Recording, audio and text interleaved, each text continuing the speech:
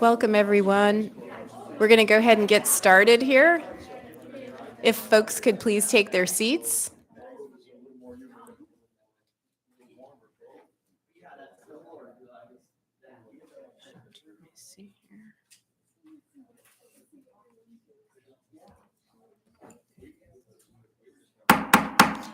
I now call to order this work session of the Anchorage Assembly confirmation hearing for Richard Sewell, Merrill Field Manager. It is Friday, November 4, 2022. We're scheduled from 11:10 to 11:40 a.m. today. We'll go ahead and start with Assembly member introductions for the record. Pete Peterson, Randy Salt, Kevin Cross, Forrest Dunbar. Suzanne LaFrance, and I don't believe we have anyone on the phone yet. We are also joined here by members of the administration, and if you would go ahead and introduce yourselves or state your name for the record, please. Richard Sewell, Merrill Field. Amy Domboski, Municipal Manager. Jared Gerker, HR Deputy Director. Thank you, and thank you all for joining us today for this confirmation hearing. I will go ahead and turn to Ms. Domboski to introduce Mr. Sewell. Thank you, Madam Chair. It's my pleasure to introduce the Assembly to Rich Sewell. Rich grew up in Michigan and received his bachelor's degree from Kalamazoo College. He also holds an MBA from UAA. In 1981, he moved to Alaska for a job with the municipality of Anchorage, serving as the regional economist and research section supervisor in what was known as a planning department under Mayor George Sullivan. Rich later started and managed two seafood businesses, and in 2004 joined the Alaska Department of Transportation and Public Facilities, where he worked in airport planning and project management for over 18 years. For the last 15 years, and prior to joining the MOA, he served as the department's aviation policy planner in the Division of Statewide Aviation. In that capacity, he managed the statewide airport safety inspection program for 385 Alaska public airports, including the Merrill Field, Birchwood, and Girdwood airports. He also coordinated and consulted with all Alaska Department of Transportation and Public Facilities functional groups, municipal governments, and the FAA regarding regional functions of maintenance and operations, design standards, aviation technology, airport planning, airport leasing, right-of-way, and more. Finally, he has a certified member designation from the American Association of Airport Executives and plans to achieve their accredited airport executive status. Rich describes Merrill Field as the crown jewel of Alaska aviation and feels privileged to have this opportunity. Mayor Bronson respectfully requests the Assembly confirm him as the MOA's next Merrill Field manager. And Member LaFrance, or Chair LaFrance, as we've done before, I've asked Jared to join us. He's the Deputy Director of Labor Relations, just to give the Assembly a quick 67 second overview of how we process these executive appointments now. The Chair, Mr. Sewell's application with the municipality was thoroughly vetted by the Human Resource Department and our third-party vendor. The steps taken to validate his credentials and experience is as follows. He received a criminal and credit background check through Pinnacle. That's our third-party vendor. His name was checked in the court view database by HR staff. He had his highest levels of education verified by HR staff. His past employment was verified by HR. The standard we go is 3 employers or up to 10 years, whichever is longer. And we also did 3 reference checks for Mr. Sewell as well. Thank you. Thank you. Mr. Sewell, would you like to introduce yourself? Please. Thank you, Chair LaFrance, members of the Assembly, and esteemed guests. I have the privilege of being nominated by Mayor Bronson to fill the position of Merrill Field Airport Manager. I want to provide you with a brief overview of my background and who I am.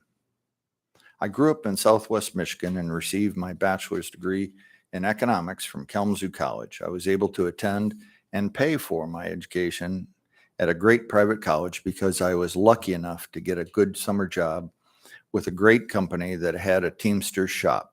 and I will be forever grateful to both of them for this opportunity. I moved to Anchorage in 1981 as a young single guy with a beard and a full head of hair. Both of those have disappeared, to take a job as the regional economist and research section supervisor in the Muni Planning Department during George Sullivan's second administration. I thought I'd work here in Alaska for 2 or 3 years and move on to my next adventure. But one year led to the next, then to another, and poof, I've lived in Anchorage for over 41 years. Anchorage is my home. I work here, volunteer here, and plan to retire here. Later, my parents joined me. After coming here for a summer visit, my dad loved fishing and my mom still wanted to work. And that was in the recession, 1980s down in Michigan. And so my dad caught fish and my mom got a job. Ultimately, my mom ended up working for the Muni Treasury Department and retired from the municipality. Like me, they made Anchorage their home. When they passed away, both were buried at Fort Richardson National Cemetery.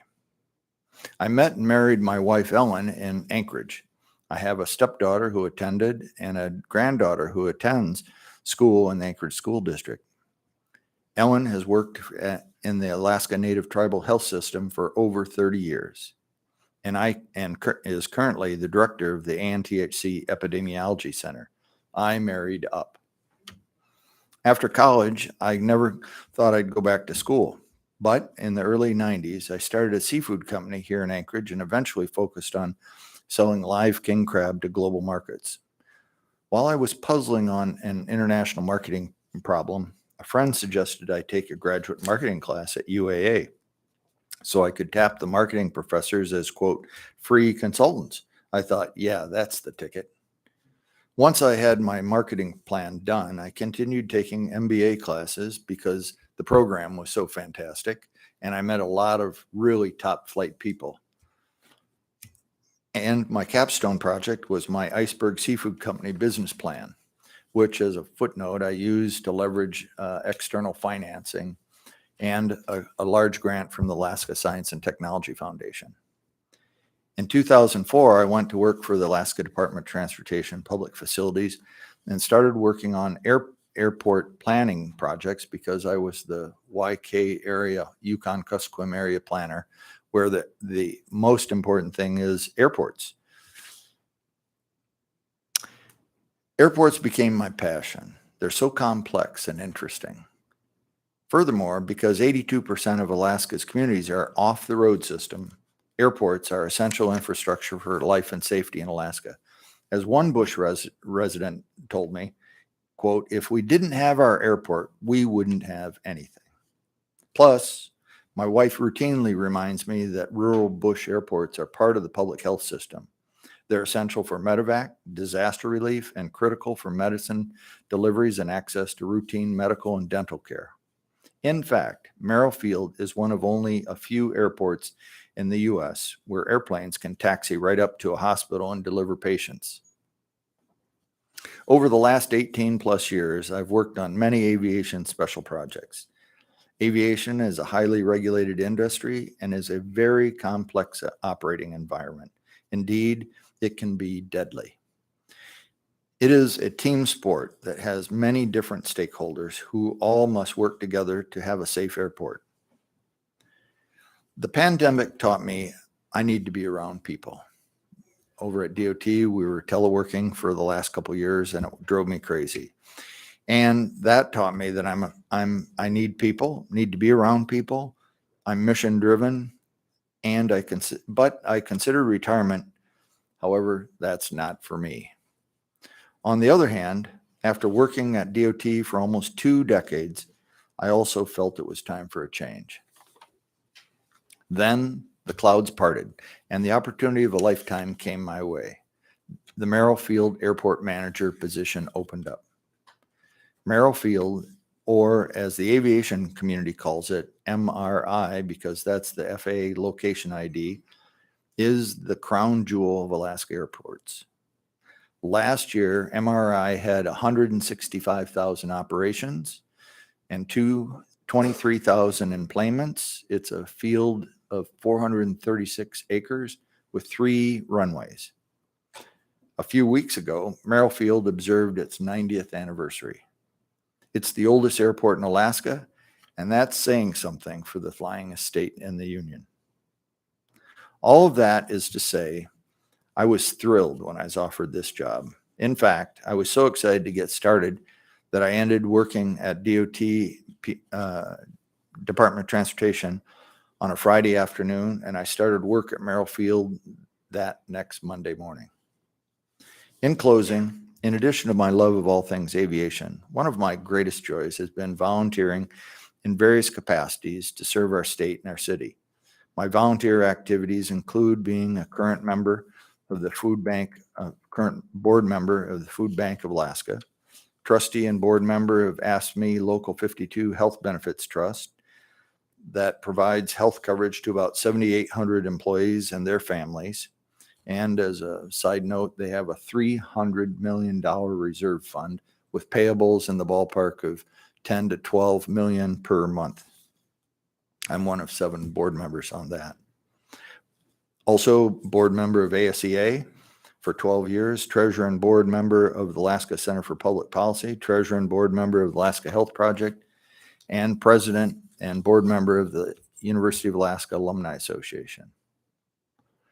Additionally, since 2013, I've been a member of the Civil Air Patrol based at the Polaris Squadron based at Merrill Field, focusing on emergency services. In that role, I've taken almost all of the FEMA classes and plan to become an instant commander. Anchorage has been very good to me and my family. It's my home, but now, if confirmed, I look forward to making Merrill Field my new second home. Thank you for considering my nomination, and I'm happy to answer any questions you may have. Thank you, Mr. Sewell. Before I go to questions, I want to note for the record, we were joined by Mr. Constant at 11:15. And also just a reminder to members, if you have relevant questions concerning personal characteristics or habits of the nominee that you believe are germane to the question of the nominee's professional qualifications, we can consult with legal counsel to consider holding a special meeting and an executive session on a later date, or offering the nominee the option to request a public discussion here instead of an executive session. All that to say, just keep in mind as we consider the motion before it. Well, we don't have the motion before us, but we will take this up as item 10D11 at our regular meeting of November 9, that we want to be careful concerning the reputations of nominees. And with that, I will go through the queue. First, Mr. Constant. Thank you, Mr. Sewell. I'll start by saying that my own kitchen cabinet, if you will, of people who are engaged with Merrill Field have strongly recommended your appointment and confirmation. So that's where we'll start. That's the baseline. The age-old issue of the Fairview neighborhood and Merrill Field is that the airfield is hungry and it likes to eat parts of the neighborhood. And the airfield has a history of being deaf to the needs of the neighborhood, while at the same time having an array of pilots who fly out of pattern, who fly heavy, who fly loud, and who fly low, and at the worst crash into houses in the neighborhood. So the question that I have in the midst of all of that is, how do you think you will manage the interactions between the pilots and the neighborhood that have been a historic issue of contention?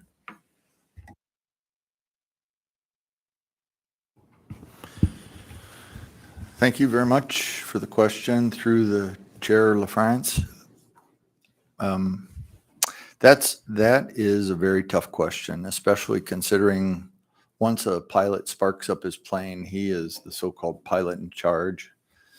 But at the same time, I believe with most things that education is their key way and important way forward with almost everything.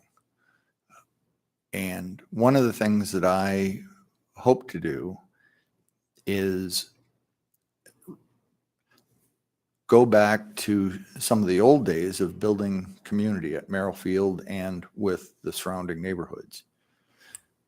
One of the things that they used to have back in the day was regular open house and regular dialogue with both the pilots and the community. And I think that that has fallen away.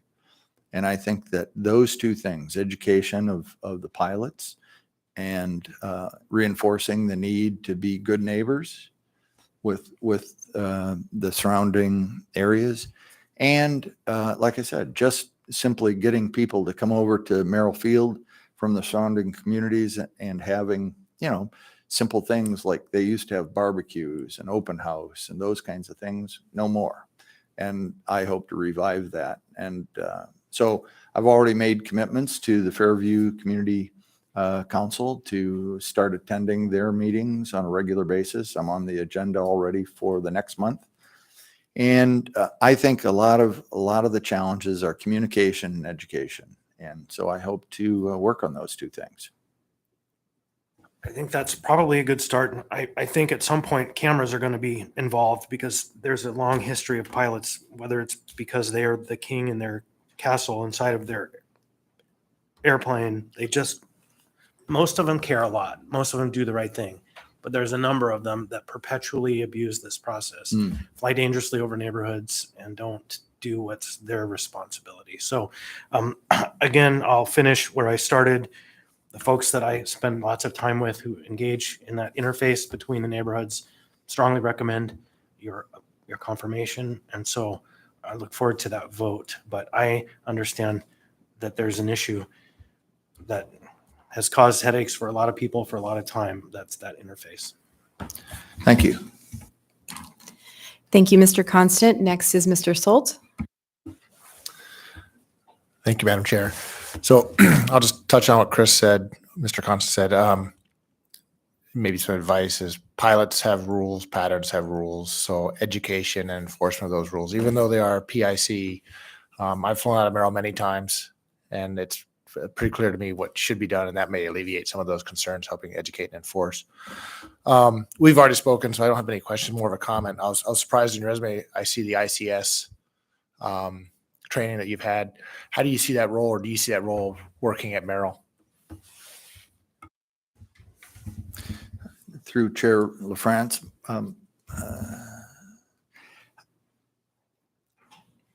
it's a little bit, I'm still trying to figure that out.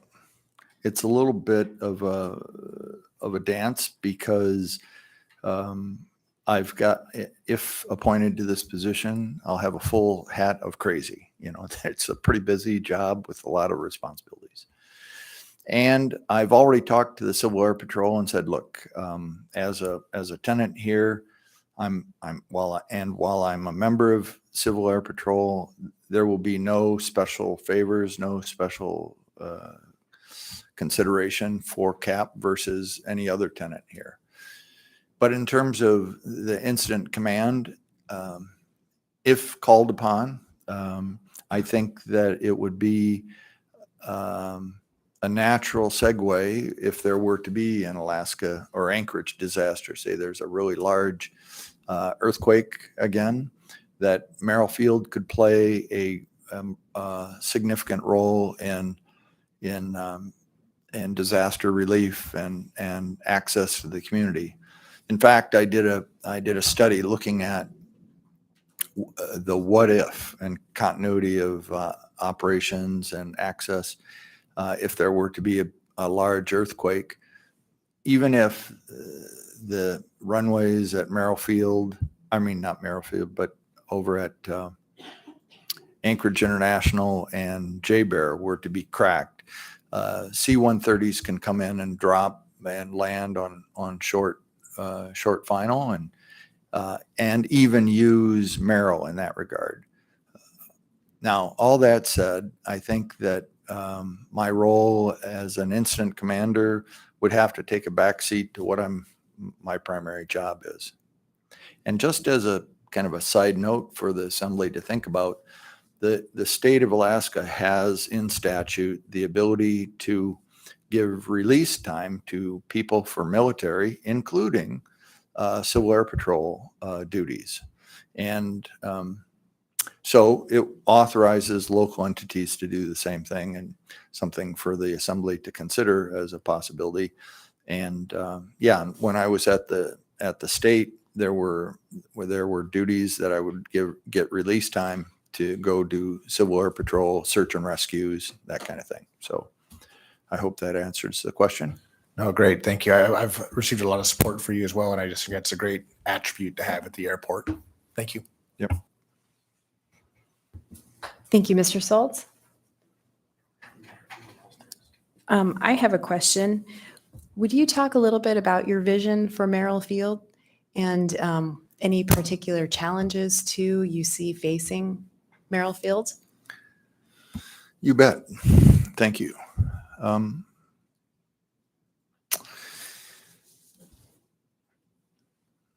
Well, as I mentioned earlier, one of the really big things to remember about airports in general is that across the United States, the local airports, or as FAA calls them, as local sponsors, are owned by the cities and counties almost overwhelmingly. The state owns 235 rural bush airports. The closest state is Idaho with 35. So it's just overwhelmingly, the model is just what Merrill Field has. Another thing to remember about airports is it's actually a community unto itself. It's almost like a little city. There are streets, lights, street lights, curb, gutter, sewer, water, power, tenants, businesses, hopefully no residents living there. But the point is that it's a unique city within a city for Anchorage. And it's also not unusual to have a community general aviation airport within a city.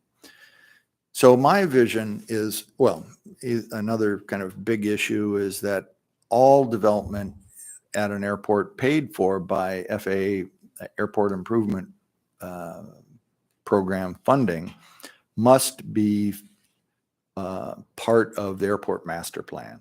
So whatever vision I might have must be articulated with the airport master plan. Because the AIP funding, capital funding for the airport is our lifeblood. Now, one of the really big things to consider is we must have local match money for that federal dollars. And always for general aviation airports like ours, like Merrill Field, it's always a challenge to come up with that money. And so as I was thinking about this the last few weeks and looking at our budget and kind of scratching my head, there was an announcement that OPEC is going to reduce their global production by 2 million barrels a day. What's that mean for us? The price of oil is going to go up again, and Juneau will be awash in money very soon.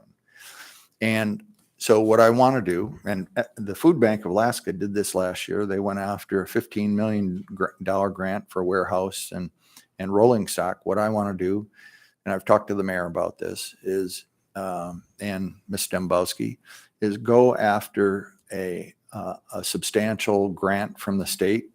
And our engineers have helped me estimate what that would be over the next 10 years is about $10 million. That grant that we could use for our match money would take the gun away from our head, free up local dollars, free up operational money. And so it would open up the door for us to really go after in the ballpark. It would leverage $150 million of federal money to do airport improvements. And we have a whole list of capital projects that would really improve Merrill Field. So that's kind of my big vision, and time to go home. I've done it. So anyway. Thank you. Yeah, sure. Mr. Constant? Thank you. Two questions. One, it's just, I think, housekeeping. So it was mentioned, and it shows on your resume that you are a member of the Civil Air Patrol, Yes, sir. and Civil Air Patrol is a tenant of Merrill Field. Mhm. So what mechanism is set up in place to ensure that the conflict doesn't land on your Sure. desk? Sure. Well, number one, I'm just a lowly, my rank is second lieutenant. I'm just kind of a worker bee. So I'm not in any position of decision making or really policy making whatsoever with the Civil Air Patrol. And on top of that, like I said, really the first meeting after Mayor Bronson appointed me to the position that I went to Civil Air Patrol, I stood up and said, oh, yay, okay, this is a great thing. But I made it very clear that there will be no special consideration for CAP. And they will be treated just like any other tenant. So I assume internally you'll have a mechanism to manage that. I don't see a problem. I just want to make sure it's on the record. Mr. Constant, through the chair, this is something that we can have the Department of Law look for it. And what we've done with many of our other directors that have other business interests in town, we just have them go before the Board of Ethics. And then the Board of Ethics is very helpful at defining, potential processes to make sure that you manage those conflicts. Yeah, absolutely. The deputy could take over any management of that contract or whatever. There can be any number of responses. Okay, so that was just housekeeping.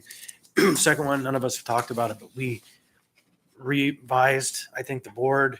So it's the airport board and not just the Merrill Field board. And we talked about this briefly sometime last month. The idea of Birchwood and the state and the decisions that are going to be made about alignment between the municipality and the Birchwood leadership and the creation of a department of airports or something similar. Are you involved in those conversations, and what are your thoughts?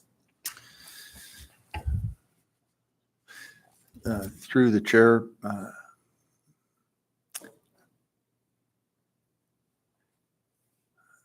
when I was working over in statewide aviation, I worked on the Birchwood issue as a policy wonk. And it's a complicated issue. On the one hand, the governor has given DOT marching orders to reduce their footprint. So they're trying to transfer airports to local entities and close down airports, in fact, that are low-hanging fruit. And Birchwood is within the municipality. And like I said, maybe reflect back to earlier what I said, the national model is for local airports to be owned by the cities and counties. On the one hand. On the other hand, the city and county can't take on a new financial burden unless there's some upside for the local entity. And so right now, Birchwood, if you say it quickly, is an earner for the state. But it's only an earner because they don't really spend much time or effort or money on the maintenance of the airport. All you have to do is drive out there and look along the fence line, and it is really nasty, really sad. But that said, there's a large footprint of land there that could be developed in airport-related businesses. And the next question will be, well, why doesn't the state do that? And the reason why the state doesn't do that is it's not their mission. The mission of DOT is to provide community access. And they have 234 other communities that need access and need care and feeding. And so the state will never do anything to develop that airport.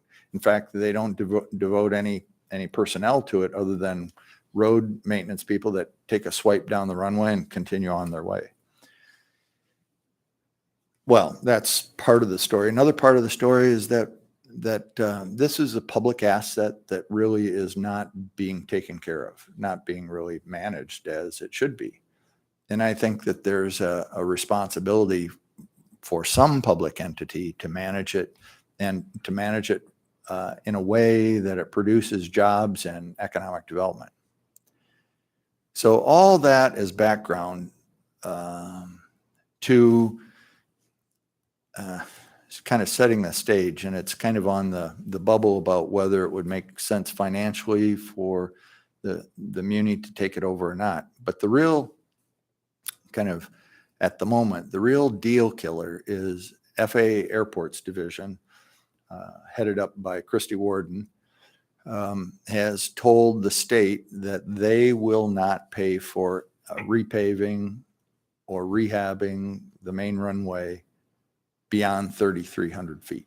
And that's a 4,000 feet plus a little bit runway. So if the state or the muni were to say, oh, we want the whole thing paved, it would cost an additional $1.5 million. Those are hard dollars to come by. So right now, the mayor has told me that it's really a showstopper. Unless and until we could find some way forward to convince FAA to allow us to use AIP money to build that or to rehab the runway when it is needed. And so that's a heavy lift.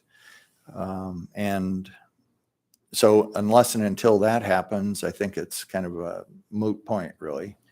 Just very briefly. Okay, I just want to note we're at the end of our time. Go ahead, Mr. Yeah, Constant. thanks. You didn't mention the one that I think is the real one, and which is the loud community voice of the folks of Birchwood and what they want.